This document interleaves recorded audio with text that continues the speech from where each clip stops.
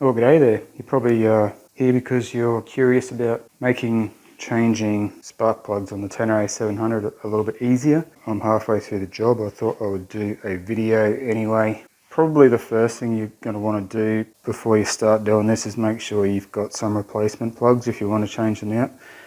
You can just do the mod before the plugs are due for replacement to make it easier to get to next time, or if you happen to drown the bike and need to dewater it for whatever reason. The stock plugs that I have here are part numbers LMAR8A-9. If you're interested, the Iridium replacements are LMAR8BI-9. I've already gapped them. They're about 0.85 millimeters. So basically getting to this point requires removing the seat, the side shrouds and the two plastic panels on each side. Basically, I would recommend removing these two as one piece because they're joined together by this bolt and nut here, but when you get it, there's so much thread lock on that bolt that when you try and undo it on that side, it'll spin that square bolt out from its plastic housing and break it. I've actually fixed that by using a large washer on there instead, but you can just leave it as one piece. Easier to do. You have to remove both of them anyway to do the mod. So once you've got the seat, side shrouds, these side bits off, then you want to go ahead and take the tank off. You've got some bolts at the back here to take the tank off. You also have a couple of push pins at the front, don't forget to remove those.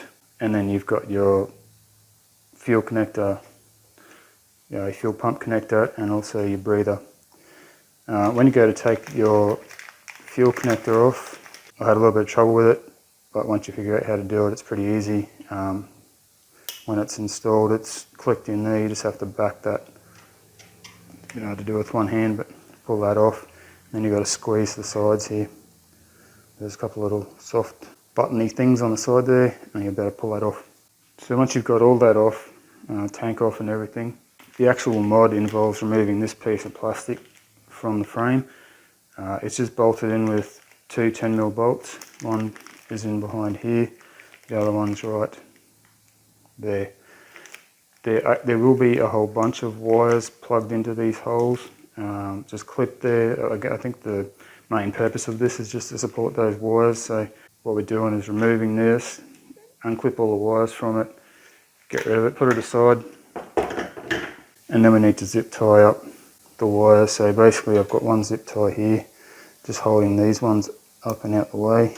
One here that's going around all that big bunch of wires there, and just around one of those brake lines as well. So that's pretty basic. And then I've also put one at the back here.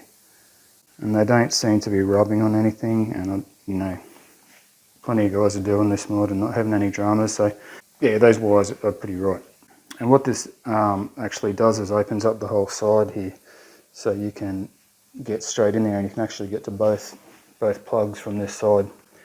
So apparently you can do it with the tank still on. Once you've done this mod, you can get in there, but the tank sort of, as you know, comes down like this, and it does sort of give you a lot less space to swing a ratchet to get those plugs undone. So I think if you're at home doing a spark plug change, it's easier to just get the tank off and do it this way anyway. Previously, the service manual says you should remove or loosen all this stuff off and get it out the way so you can access all that stuff, but this way is basic. Seat, tank, side fairings, and you're in. So it's definitely a lot less involved. What you want to do once you've got all this stuff out the way, obviously unplug the wiring from each coil pack. There's two of those, and if I'm going to be honest, the hardest part of the whole job is getting those coil packs out of there from here. It's not easy. What you've got to remember, you want to try and spin it or twist it back and forth, but twisting the top part, yeah, let me try and demonstrate here. If you can see, if you're just twisting the top part, you're not actually turning this part. You want this rubber seal part to spin, so you've got to try and grip it like that and twist the whole lot so that comes out, if you know what I mean. If you're just spinning this top bit, it's not going to go anywhere because that part there will just be sitting still while you're spinning the inner. And it's highly recommended to lubricate this, put a bit of grease around that before you put it back in. Make it a lot easier to get out next time. Other than that, the only other trouble I had was the left side spark plug or coil. It really only just fits out of there.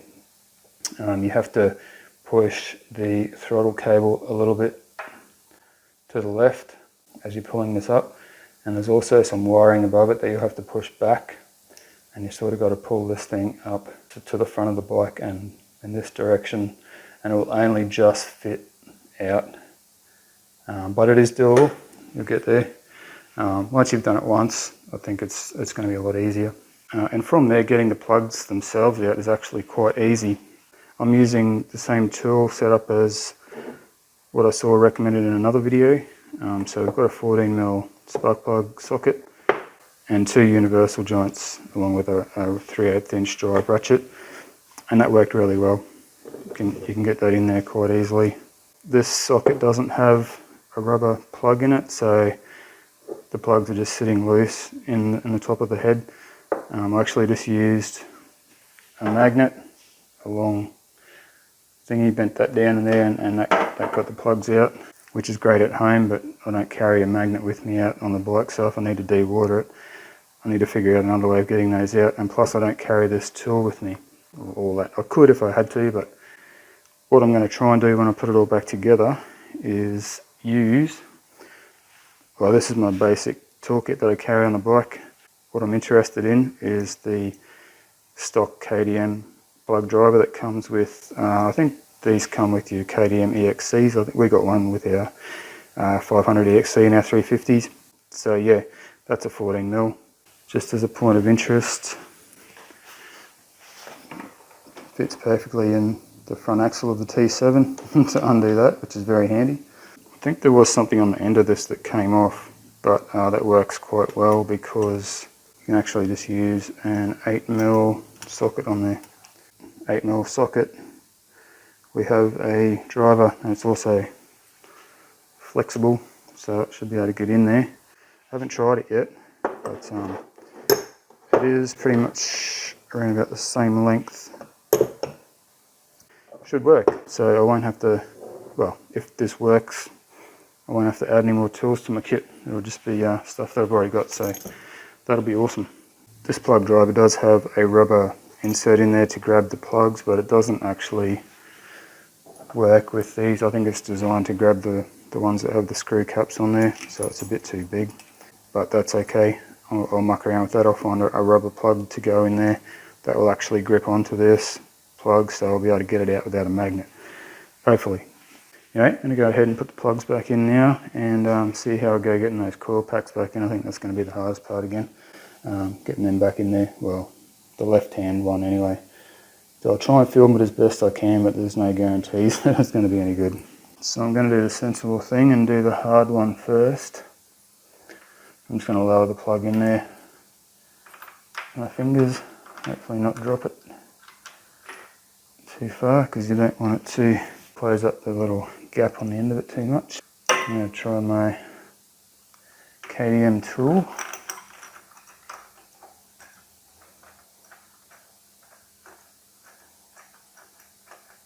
Yeah, don't get me wrong guys, it's a tight fit in here.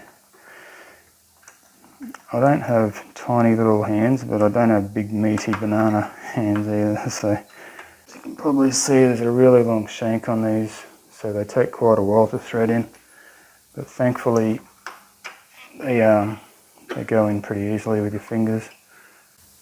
Sounds like it's gotten tight. I'll see if I can get this one there.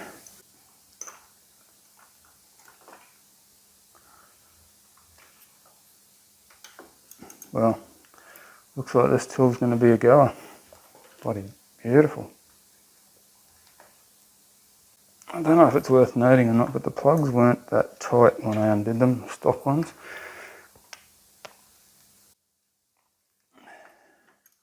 Now I can't really get a massive swing on this anyway, but I'll do them up as tight as I can.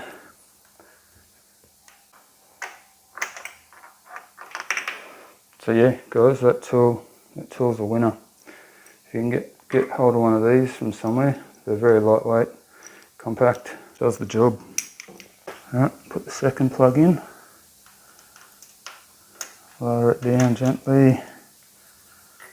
Certainly seem to have no problem finding their threads, so that's good. You can see, you can imagine if the fuel tank was here, you're not going to have much room at all for swinging a ratchet. So, as I said, if you drown your bike and you just want to try and minimise the amount of shit you got to do to get the plugs out, you might want to try and do it with the tank on there, but it's really not that hard to get the tank off, or at least even just, you can just spin the thing around. You don't have to undo all the shit underneath it. Okay, I think we're done. Now the fun begins, the coil packs. Do not forget to grease. I have heard it mentioned that dielectric grease is the stuff to use for this job, but I ain't going to buy some special grease just for something that I'll probably never use again, so a bit of standard waterproof grease will do just fine. I'll even smear a bit around inside the plug port. Just trust me, these things are friggin' hard, they're tight to get out. Now apparently there's a knack to getting this in. You've got to fold the tip down like that to get it started. Sorry if you guys can't see anything there. As I said, this is a really tight fit, but it came out of there, so it will go back in.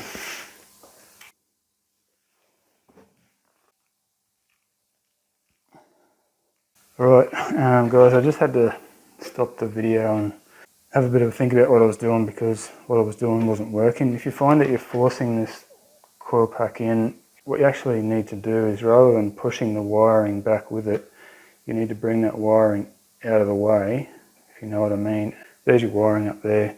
Rather than trying to push the coil pack down like that, you need to get the wiring over this side and get the coil pack underneath it, and then it's pretty hard to explain, but once you're in there you'll know what I mean. If you do it that way, it'll go straight in, no worries at all. So just need to push it down into location. Make sure she's nice and snug. You can feel it clipping down into place. Just going to wipe off a bit of that excess grease. Reconnect the wiring to the coil on that side, and that's one side done. This one should be a piece of cake.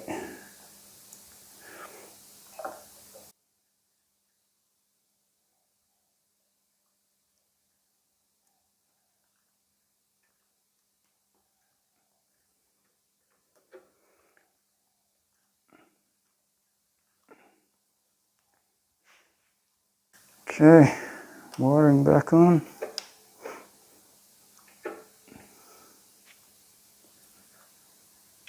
And quite done. Still got all the skin on my knuckles, so that's a win. Alright, so I'm just going to throw the tank back on now.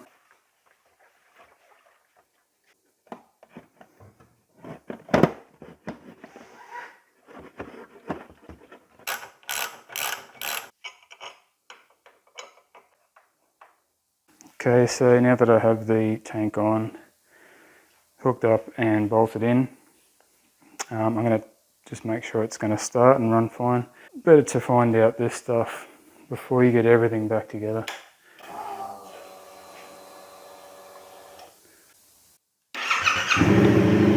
Yeah, boy.